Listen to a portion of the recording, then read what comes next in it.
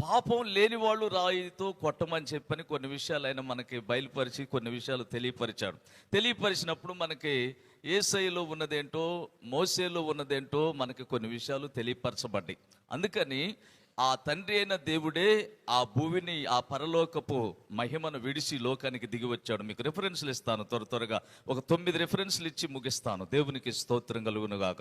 మీకా గ్రంథం 1వ అధ్యాయము, టకటక చదివే వాళ్ళు కావాలి. మీకా గ్రంథం 1వ అధ్యాయము 2వ వచనం నుంచి 3వ వచనం దాకా చదువుకుందాం. 3, 4. సకల జనులారా ఆలకించుడి. భూమి నీవును నీలోనున్న సమస్తమును చెవియొగ్గి వినుడి. ప్రభువగు యెహోవా మీ మీద సాక్ష్యము పలకబోచున్నాడు. పరిశుద్ధ ఆలయములో నుండి ఆయన పరిశుద్ధ ఆలయములో